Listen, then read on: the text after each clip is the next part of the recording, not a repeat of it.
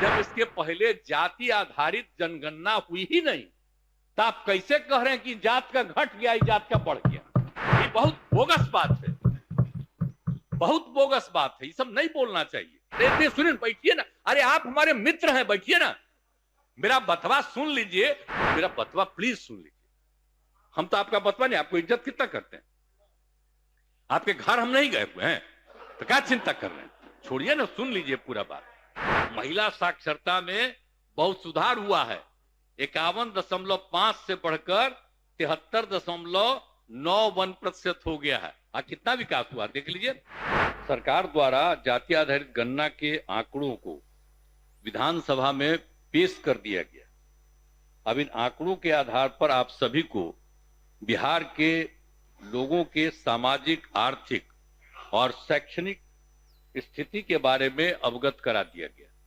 मैंने जो भी स्थिति आंकड़े से जो कुछ भी आया है, उन सब चीजों को पूरे तौर पर रख दिया गया है। हम तो आग्रह करेंगे कि जरा गौर से देख लीजिए।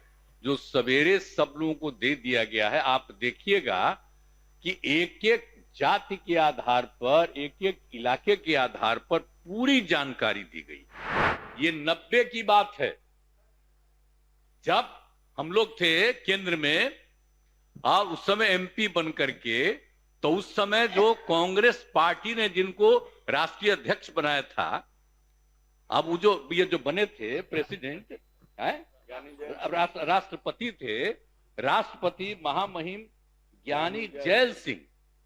और जब हम बने थे ना मंत्री वहां, उस समय 70 की बात है, तो जहां हमको रहने का जगह मिला था, उसके 3 जगह के बाद वही थे ज्ञानी जैल सिंह। और उन्हीं का खबर आया कि वो मिलना चाहते हैं। हम कह रहे भाई राष्ट्रपति थे, यहाँ आए थे, वो यहाँ पर आए थे, और उस समय तो उनसे परिचय हो गया था हम लोगों का, एमएलए थे, तब की बात है।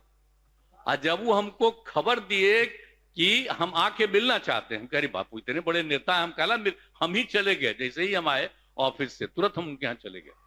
आज जब गए साहब, 1 घंटा उन्होंने ही हमको समझाया, कहा कि देखो एक बात समझो, जो होना चाहिए इस देश में जाति आधारित जनगणना होना चाहिए। तब उनकी बात सुन करके ही हमको समझ में आया कि इस पूरे देश में जाति आधारित जनगणना होना चाहिए। ये मेरा 1990 की बात है, और उसी समय हम इस बात को समझे। 1930 में जब ये सब शुरू हुआ था, तो अंग्रेज ही राज कर रहा था उस समय, तो यहाँ का शुरू हुआ था। तब पहला बार जो हुआ था, तो जाति आधारित जनगणना हुआ था, और कुछ दिन के बाद हुआ था। अब बाद में फिर जाति आधारित बंद हो गया, और उसके बाद ये फिर हुआ कि नहीं, जाति आधारित जनगणना हो जाए तो जो बड़ा अच्छा रहेगा। तो इसीलिए हम लोग शुरू से मांग करते रहे, और उसी के आधार पर आपको याद है ना, यहीं पर पास हुआ, जब आप ही थे ना स्पीकर साहब, वहां बैठे हुए थे। तो 19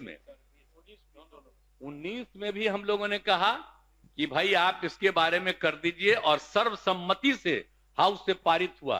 तो हम लोगों ने सेंटर को भेजा, दोनों हाउस में, विधानसभा विधान परिषद दोनों में, और दूसरी बार फिर 20 में भी, तो दोनों हाउस से पारित होकर के भेजा गया। लेकिन अभी जनवरी की बात है, 20 जनवरी फरवरी, तो उसी समय बजट के टाइम, तो हम लोग तो शुरू से नहीं तैयार थे जी। अब बाद में फिर याद करिए कि हम लोगों ने, तो 20 में तो आ गया कोरोना, तो शुरू नहीं हुआ। तो 21 में फिर हम लोग कहने लगे कि भाई जाति आधारित तो होबे न करेगा, ये मैंने जनगणना तो होगा ही ना, जाति आधारित की बात तो नहीं, जनगणना होगा। तो हम लोग रिक्वेस्ट करें, तो याद करिए ना कि हम लोग फिर 9 पार्टी के लोग बात किए आपस में 21 में, और आपस में बातचीत करके हुआ कि नहीं ठीक है। तब फिर हम लोगों ने केंद्र में माननीय प्रधानमंत्री जी से अनुरोध किया कि समय दीजिए। तो उन्होंने 3-4 महीना के बाद समय दिया, हम लोग मिले, अब मिल करके सब लोग न गए थे जी। आज सब तो साथ ही थे, तब भुला गए। आप लोगों में से किसी को मौका नहीं मिला। अरे मौका किसको मिला? जो दूसरा पटिया से ज्वाइन कर लिया था, उसी को दे दिया। हमने कहा है का बेचारे को उतना मालूम, कहना बोले, उसको भी हम इज्जत करते हैं लेकिन वो भी बोला कि नहीं होना चाहिए। जाति आधारित गणना तो होगा ही, लेकिन इसके साथ साथ सबकी आर्थिक स्थिति का भी हम लोग करेंगे। याद करिए ना, हम लोगों ने जो तय किया था कि हम सिर्फ गणना नहीं करेंगे, उसके अलावे सभी परिवार की आर्थिक स्थिति के बारे में जानकारी लेंगे।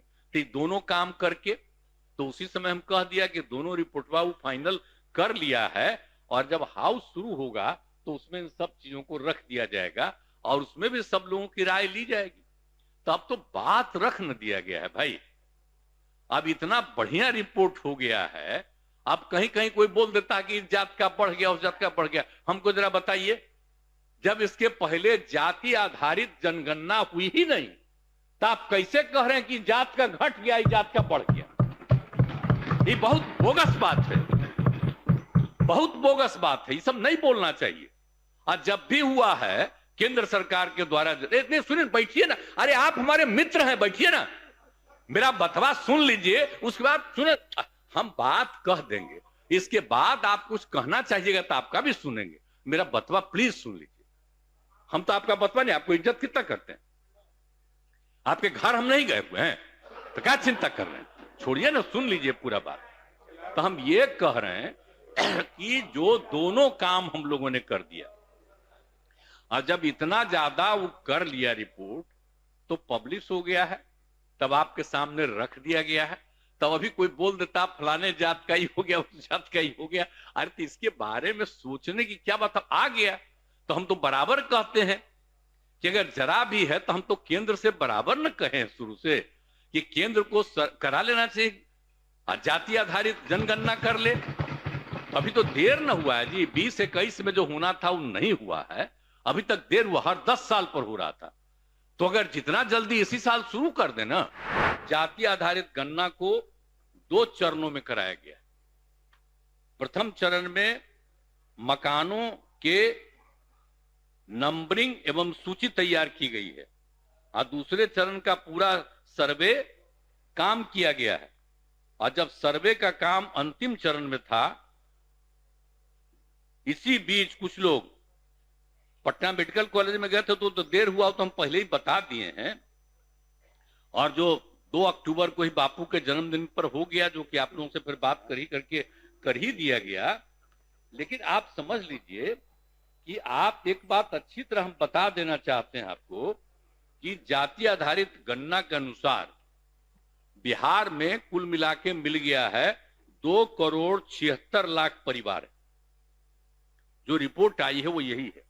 तो उसमें दिया गया है, सर्वे करके दिया गया है, और उसमें कहा गया है कि 59.13% लोगों के पास पक्के मकान हैं। जो आ गया है कि जितना लोग है, जितना है परिवार, उसको पक्का मकान है। और लगभग 39 लाख परिवार झोपड़ियों में निवास कर रहे हैं, झोपड़ियों में निवास कर रहे हैं।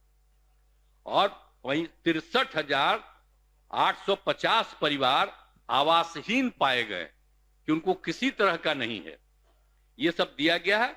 आज जिनके पास घर नहीं, जिनके पास घर तो नहीं है, जमीन भी नहीं है उनको, ये सब रिपोर्ट एक एक आ गया है भाई, इसको गौर करिए।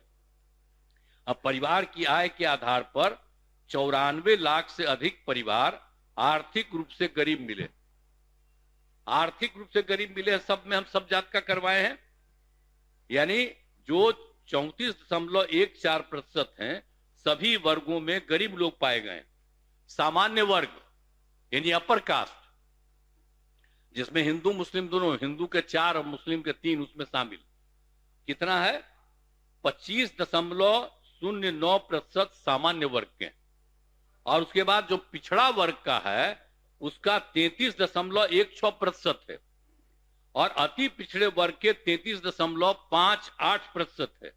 अनुसूचित जाति में 42.93, 42.93%, और अनुसूचित जनजाति वर्ग में 42.70%।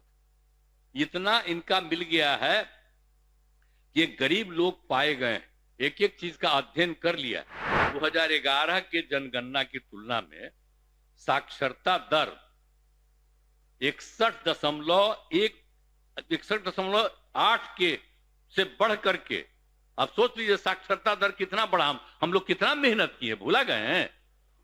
हम लोग लगातार जो लोगों के हित में काम किए हैं, तो साक्षरता दर से बढ़कर 79.70% हो गई है।